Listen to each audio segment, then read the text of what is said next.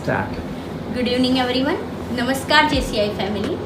Second day of JCI week में आज हम डिस्कस कर रहे हैं इन्वेस्ट इन फैमिली टॉपिक और हमारे साथ है JC हिरन मजमूदार जो हमें ज्ञान देंगे पेरेंटिंग इन डिजिटल एज के बारे में। सो आइए हम उनका स्वागत करते हैं। नमस्कार हिरन जी। नमस्ते। कैसे हैं आप? बस एकदम एब्सोल्युटली फाइन। मैम आज हमारे साथ है पेरेंटिंग का टॉपिक। राइट। पेरेंटिंग आज के डिजिटल एज में बहुत मायने रखता है और इसके लिए हम आपका experience as she is very expert family home maker and proud mother of 14 year kid, so she can guide us so well that how can we build our child's confidence so he can perform well in every field of society, जैसे वो gaming हो या sports हो या education हो या social life हो। हर एक चीज़ में कॉन्फिडेंस बहुत मायने रखता है। तो आप क्या कहना चाहेंगी मैडम इस बारे में? मेरा ये मानना है कि कॉन्फिडेंस ऐसा नहीं कि एक दिन में आ जाएगा, 2 दिन में आ जाएगा। जिसे मैंने बोला कि बिल्डिंग का जो बेस होता है, जो बेस अगर पक्का होगा तो बिल्डिंग पक्की ही होगी। तो जो बच्चे का 1 to 5 इयर्स का जो होता है उसमें अगर आप उसको प्रॉपर लव देते हो, टाइम देते हो, उसको सही गलत की पहचान देते हो और उसको नेगेटिव इमोशन से दूर रखते हो तो he will be definitely confident in the future. और कभी क्या होता है कि बिकॉज ऑफ सम एनवायरमेंट उसका कभी भी उसको डाउट लगता है, उसको कॉन्फिडेंस हिल जाता है, तो you should be there. And मैं एक एग्जांपल देना चाहूँगी कि एक मेरे भाई का फ्रेंड था एंड उसके पापा डॉक्टर थे। तो उन्होंने उनके बेटे को कंपल्सरी साइंस में डाल दिया, तो he was not interested in science. फिर 12th साइंस में वो 2-3 बार फेल हुआ है। तो आप समझ सकते हो कि उसका मेंटल लेवल कहाँ तक पहुँच गया होगा। एवरीबडी कर्सिंग हिम कि भाई ये बुद्धू जैसा लड़का है, 2-3 बार फेल होता है, एक भी बार पास निकल नहीं रहा, पापा डॉक्टर है। तब उन्होंने जब एक्सपीरियंस शेयर किया तो वो बोल रहे थे कि मेरी मम्मी ने मुझे अनकंडीशनल लव दिया है। उन्हें तब बोला बेटा मुझे तुम पे भरोसा है, I have confidence in you, तुम्हें क्या करना है। तब मैंने कहा था कि मुझे साइकोलॉजी में स्टडी करना है, ऐसा वो भैया ने बताया था। तो जब उन्होंने साइकोलॉजी BA भी साइकोलॉजी किया, फिर MA भी साइकोलॉजी किया, फिर PhD किया and he was a very successful professor. And one day उन्होंने मदर से बोला कि मम्मी मुझे तो ये प्रोफेसर की जॉब छोड़ देनी है। सबको बोला, उनकी वाइफ को, उनके फ्रेंड्स को, सभी ने मना किया कि पागल है कि ऐसे इतनी अच्छी जॉब कोई थोड़े छोड़ता है। लेकिन उनके मदर ने उनको साथ दिया कि नहीं बेटा तुम्हें कॉन्फिडेंस है कि तुम अपना जो ट्रेनिंग सेशन लेना चाहते हो चाहे साइकोलॉजी में आप सक्सेसफुल रहोगे, आपको वहाँ पे मज़ा आएगा। उन्होंने बोला कि हाँ मुझे अच्छा लगता है। तो उन्होंने वो गवर्नमेंट जॉब छोड़ी और फिर खुद का अपना ट्रेनिंग सेशन शुरू किया and he is very successful child psychologist now. तो कहने का मतलब है कि अगर आप अपने बच्चे में ट्रस्ट रखते हो, आपका कॉन्फिडेंस अगर आपके बच्चे में हो तो वो अपने आप कॉन्फिडेंट होता ही है। आपने बीच में बोला अनकंडीशनल लव, या। जैसे ये इंसिडेंस पे उनकी मम्मी का अनकंडीशनल लव बहुत काम करते हैं। तो बच्चे को हम अपना अनकंडीशनल लव, कभी कभी माँ बाप को हमेशा अनकंडीशनल लव होता ही है, लेकिन आज के डिजिटल युग में हम लोग वो अनकंडीशन को कंडीशन के साथ दे देते हैं। लव है लेकिन विद कंडीशन कि बेटा तू ये करेगा तो मैं तुझे ये दिलाऊंगा। तो ये कहाँ तक सही है? ये बिल्कुल सही नहीं है, इसलिए कि वो मतलब आप कहाँ तक उसको दे पाओगे, कहाँ तक? जब तक जैसे होता है ना कि खुद में अगर आत्मशक्ति जागृत नहीं होगी तो कोई कुछ नहीं कर पाता। आप बच्चे को एक AC रूम दे सकते हो, महंगी किताबें दे सकते हो, बोलते बेटा पढ़ो, मैं नाश्ता भी यहाँ पे भेजूँगी, चाय भी यहीं पे भेजूँगी, लेकिन वो बुक को देख भी रहा है कि वो खुद पढ़ता है या नहीं पढ़ता है, आप उसके दिमाग में तो जा नहीं सकते। तो अपनी जो आत्मशक्ति जब जागरूक नहीं होती तो कोई भी इंसान सक्सेस नहीं पाता। तो वैसे अभी आप उसको जब छोटा बच्चा आप उसको दे रहे ये कर लो, ये दे दूँगी, ये कर लो, लेकिन उसकी इच्छा शक्ति आप जागरूक नहीं कर पाओगे सक्सेस के प्रति। तो ये गलत बात है। तो मैम अगर हमको कंडीशन के साथ उनको नहीं तो अनकंडीशनली मतलब कंडीशन के बिना हम उनको कैसे मोटिवेट कर सकते हैं कि वो एक चीज़ दिए बिना कि कोई उसको एक्सपेक्टेशन जगाए बिना कि ये कंडीशन है तो आप ये करो, वो उसके बिना हम कैसे उस बच्चे को मोटिवेट कर सकते हैं कि बेटा उसकी इंटरेस्ट खिलाने के लिए या उसका एजुकेशन में इंटरेस्ट क्रिएट करने के लिए वो हम कैसे कर सकते हैं? Very good question. जैसे हम कहते हैं मेरा बेटा मोबाइल बहुत देखता है, मैं मोबाइल कैसे छुड़ाऊँ, बहुत देखता है, कितना भी उसको डांटो, बोलता है वो खाता ही नहीं कुछ भी, कितना भी आप मोबाइल छोड़ते हो, वो आप कहोगे वो नहीं करेगा, आप करोगे वो करेगा। या मैंने भी कहीं सुना है मैडम कि बच्चे हमारा मिरर इमेज क्रिएट करते हैं। जैसे आप अगर मोबाइल लेके बैठे हो तो वो मोबाइल लेके ही बैठेगा। जैसे आपने बोला कि आपको पहले छोड़ना पड़ेगा, तो पेरेंटिंग में आप जो कर रहे हो वही बच्चा करेगा। वही बच्चा करेगा वे, क्योंकि उसने आपको ही देखा है, उसने दुनिया जब वो दुनिया में आया ही और she is observing you only, वो आपको ही ऑब्जर्व करके बड़ा होता है और वो आपकी नज़र से ही सब सही गलत, आपकी नज़र में जो सही होता है वो उसकी नज़र में सही होता है, आपकी नज़र में जो गलत होता है वो उसकी नज़र में गलत होता है। अगर आप देखोगे कि जो पेरेंट्स नेगेटिव इमोशंस लेके चलते हैं उनके बच्चे में भी वो नेगेटिव इमोशंस आ ही जाते हैं, जैसे जेलस या गुस्सा या थोड़े ज़िद्दी होते हैं बच्चे, क्योंकि उनके पेरेंट्स ने ऐसा बिहेवियर उनके सामने कभी ना कभी किया है।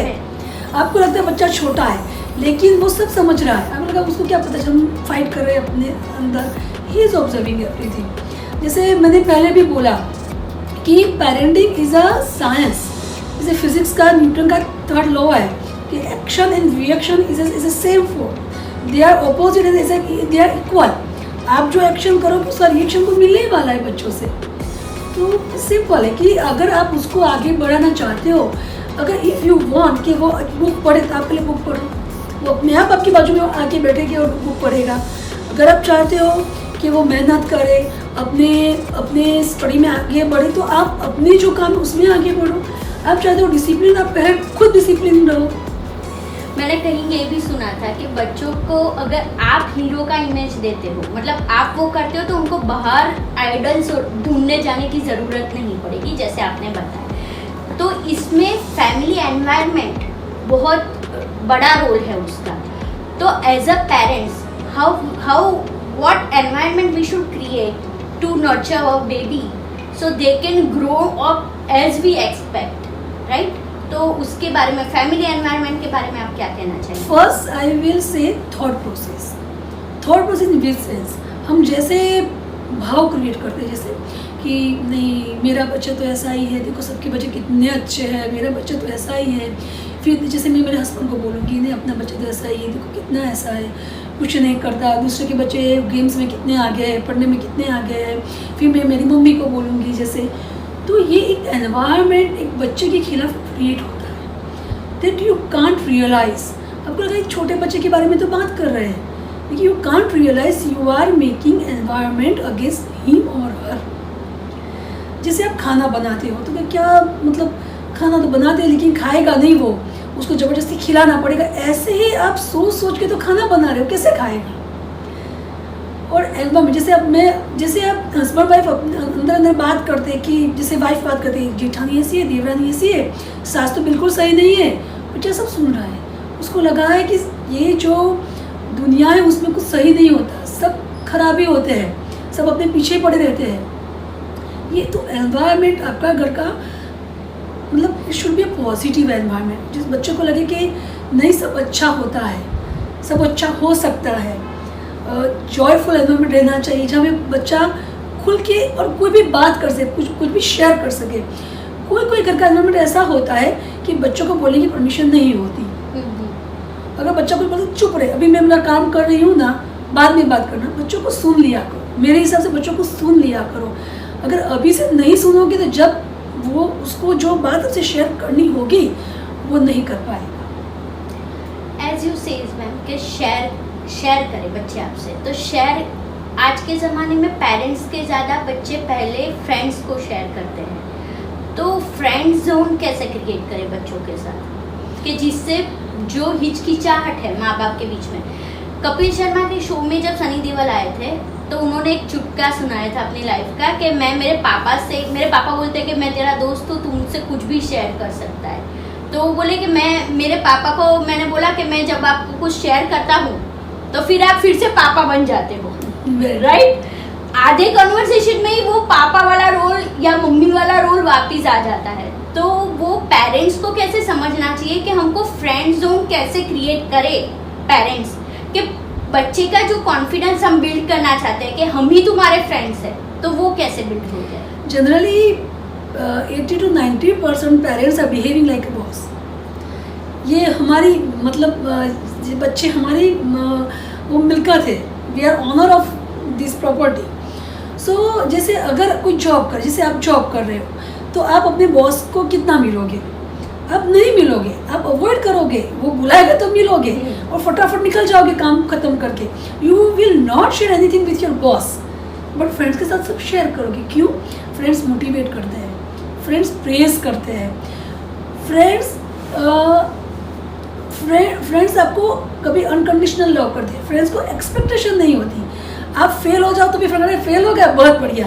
आई think so, sorry to interrupt ma'am, वो लोग आपको जैसे वैसे एक्सेप्ट करते हैं। एग्जैक्ट वर्ड, कि उनको कुछ एक्सपेक्टेशन नहीं होती। मम्मी को एक्सपेक्टेशन होती है, तू इतना ऐसा है, मेरे बेटे के निकल लायक, मैं हम कैसे हैं, हम कितने एक्टिव है, हम कितने स्मार्ट है, और तुम हमारे बेटे के लायक नहीं है, बेटे के को लायक नहीं है। वो आप जैसे उसको एक्सेप्ट करते हैं कि अच्छा आप चाहे डॉक्टर हो, आप इंजीनियर, आप कोई बिजनेस कर रहे हो या कोई छोटी मोटी जॉब कर रहे हो, फ्रेंड्स का लव वही रहेगा।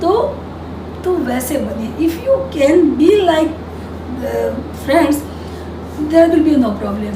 मैम, डिजिटल एरा की जहाँ बात हो रही है, तो हम जैसे एजुकेशन, आपने बोला कि हम कंपेयर करते हैं, तो comparison is a bad, competition healthy होना चाहिए।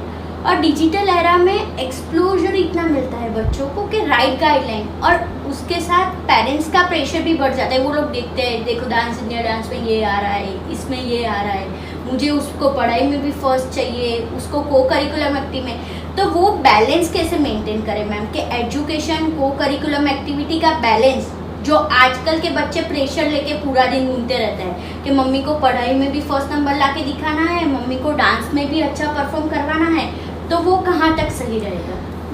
मैंने एक बहुत अच्छा सा पढ़ा था, अपने एक पोएट, एक तुषार शुक्ला करके, उन्होंने बोला था कि आप बच्चे को स्कूल से उठा के ड्राइंग में डालते हो, वहाँ से उठा के आप डांस में डालते हो, वहाँ से उठा के ट्यूशन में डालते हो। आपको बेटा क्रिकेटर भी चाहिए, आपको बेटा डांसर भी चाहिए, अगर वो मंगल मिशन देख ले तो उसको साइंटिस्ट बनाना है, तो आपको 4 बच्चे लाने चाहिए। ये एक बच्चे का काम नहीं है। सो अगर आपको कोई बोलेगा कि आप घर भी अच्छे से साफ करो, इतना क्लीन जैसे मेड करती है, कुक भी द बेस्ट जैसे शेफ करता है, आप कैरिंग योर सेल्फ लाइक जैसे मॉडल्स कैरी करते हैं अपने आप को, ऐसे आप कैरी करो, तो आप क्या कर पाओगे? तो अपने जैसे बच्चे की जगह अपने खुद को रखो। आप सभी एक्सपेक्टेशन को फुलफिल कर पाते हो, तो why you are expecting from child? और मैं ऐसा बोलती हूँ कि हर एक बच्चे में कुछ होता है, वो आपकी जेरोक्स कॉपी नहीं है, वो आपकी जेरोक्स कॉपी नहीं कि आप जिसको वैसा ही वो होगा। देव देव ओन प्रकृति बोलते हैं, अपनी प्रकृति लेके आया है। जैसे एक एग्जाम्पल मैं देखती हूँ, मैं काफ़ी बार सोचती हूँ कि श्री अमिताभ बच्चन के पिताजी श्री हरिवंश राय बच्चन है, वो he was very good poet, very well known. अगर श्री अमिताभ बच्चन पोइट बनते तो क्या इतने सक्सेसफुल रहते? उन्होंने अपनी जो प्रकृति थी, जो अपनी चॉइस थी, उनको आइडेंटिफाई किया, उनके पेरेंट्स उनको अलाउ किया, तो he is a successful person right now. तो आप जो हो, आप अच्छे डांसर, बच्चा अच्छा डांसर बनेगा ज़रूरी नहीं है। आपकी ड्यूटी है उसके अंदर जो चीज़ है उसको बाहर निकालो, उसको नरिश करो, उससे बच्चे की पहचान आप इसमें अच्छे हो। वेरी गुड मैम, आपने बताया कि जैसे हरिवंश राय बच्चन जी का आपने एग्जाम्पल दिया, तो आज के ज़माने में डिजिटल की वजह से जो पोएट्री है या जो बाकी सारे जो जैसे डिजिटल को छोड़ के जो हमारे स्किल्स है, ड्राइंग स्किल है, पेंटिंग है, वो सारे लुप्त हो रहे हैं। तो वो डेवलप करने के लिए हम क्या कर सकते हैं? जैसे मैंने बताया कि जैसे बच्चा जब बॉर्न होता है तो तब से उसको मोबाइल के बारे में कुछ भी नहीं पता होता।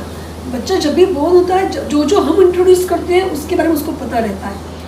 अगर मम्मी को अपना समय बचाना है कि तुम 15 मिनट में खा लो, इसलिए वो मोबाइल दे दी बेटा ये देख लो फटाफट खा लेगा, उसको पता कि अभी आगे जाके क्या होगा, क्योंकि नहीं दूंगी, अभी तो उसको कुछ समझ नहीं है, देखिए वो अपनी हैबिट डेवलप कर रहा है। Then we don't know. आप अगर मोबाइल नहीं दोगे, प्यार से खिलाओगे तो 15 की आधा घंटा लगेगा, 40 मिनट्स लगेगी, तो दो, टाइम दो, लेकिन बैड हैबिट डेवलप मत करो। Why I am saying bad habit? Once बच्चे को आदत पड़ जाती है तो उससे छुड़ाना संभव। अगर आप वो मिठाई का बॉक्स लेके किसी के साथ रख दोगे कि नहीं तुम्हें डायबिटीज है, बिल्कुल मिठाई खानी नहीं है, ऐसी बात है। आगे जाके तो आप बोल के नहीं मोबाइल छोड़ दो, गलत बात है, तो वो उसमें वापस नहीं आ सकेगा। तो पहला तो 1 to 6 ईयर्स में आप उसको बाहर ले जाओ, घुमाओ, नेचर से कनेक्ट करो, उसे अच्छी अच्छी कहानियाँ सुनाओ, तो उसका एक बेस बनेगा एंड उसको बुक पढ़ने का इंटरेस्ट डेवलप होगा, मोबाइल उसका कम होगा और वो आगे जाके कम ही रहता है, ये मेरा। तो मैम आप हमको बता सकते हैं कि ये डिजिटल एज में आपने जैसे पूरे सेशन में हमको बहुत सारे अच्छे अच्छे पॉइंट दिए, तो आप एक संक्षिप्त में बता सकते हैं कि हम ये डिजिटल एज में पेरेंट्स कैसे मोबाइल के साथ ही बच्चों में अच्छे संस्कार डाल के, जिससे वो बच्चा डिजिटली भी एक्टिव रहे, एजुकेशन में भी अच्छा रहे और उसका पूरा ग्रोथ ओवरऑल डेवलपमेंट भी अच्छा हो पाए?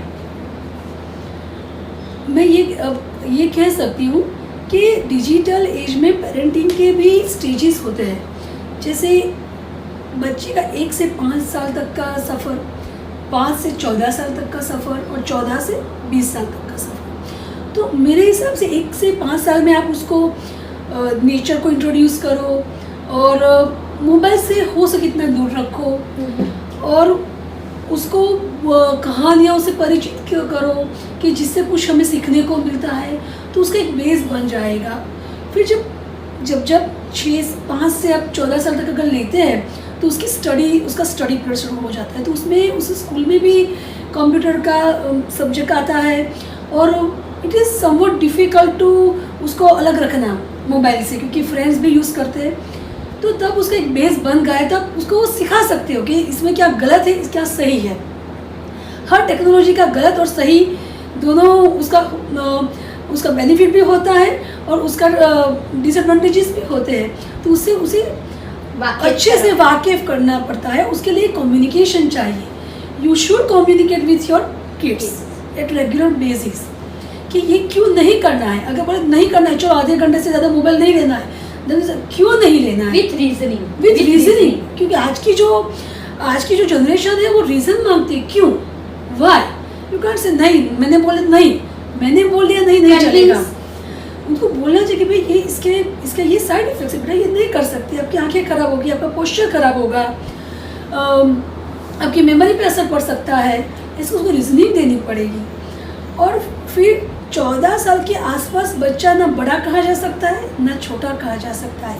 He is in good technology, और अगर आप उसके साथ टेक्नोलॉजी में उसके साथ आगे नहीं बढ़ते हो तो वो उसकी नज़र में आपकी शायद वैल्यू डाउन हो सकती है। तो आप भी ऐसा नहीं कि मम्मी आपको तो कुछ पता ही नहीं है, आपको इतना पता नहीं है, आपको ये चलाना नहीं आता, आपको ये ऑपरेट करना नहीं आता, तो वो हमें भी उसके साथ सीखते रहना चाहिए। और मेरे हिसाब से तो अगर मैं बोलूँ तो अपने बच्चों से भी हम सीख सकते हैं। अगर सीखेंगे तो उसका फ़ायदा ये रहेगा कि हमें ऐसा नहीं कि वो कुछ गलत कर रहा है, यू नो वो what they are doing, because आपको टेक्नोलॉजी मालूम है वो what they are using. So यही कंक्लूड करूँगी कि बच्चे को कंक्लूजन में मैं यही बोलूँगी, आप प्रेम दो, उसको समय दो, संस्कार दो, उस पर फिर ट्रस्ट रखो, वो कुछ गलत नहीं करेगा। अब आप अगर सोचते हो मेरा बच्चा सब अच्छा करे तो वो अच्छा ही करेगा, अब सोचोगे कि नहीं अच्छा करे तो नहीं अच्छा करेगा। तो जस्ट आपके विचार सही रखो तो सब कुछ सही होगा। Very true. आज हमको हिरल मैम ने बहुत अच्छे से समझाया कि इस डिजिटल एज में हम पेरेंटिंग के साथ कैसे बच्चे को अच्छे से नर्चर करें, जिससे हम उसमें संस्कार और डिजिटल एज के जो हमारे बेनिफिट है वो भी अच्छे से डाल के बच्चे को कैसे कॉन्फिडेंट बना सकते हैं। तो thank you so much ma'am, आपने हमको बहुत अच्छी गाइडलाइन दी है जो पेरेंट्स को इन डेप्थ पता चलेगा कि कहाँ वो गलती कर सकते हैं, कहाँ करेक्शन की ज़रूरत है, और उनको काफ़ी ये सेशन हेल्पफुल रहेगा, वैसे ही हम आशा करते हैं। Thank you so much everyone and have a nice day.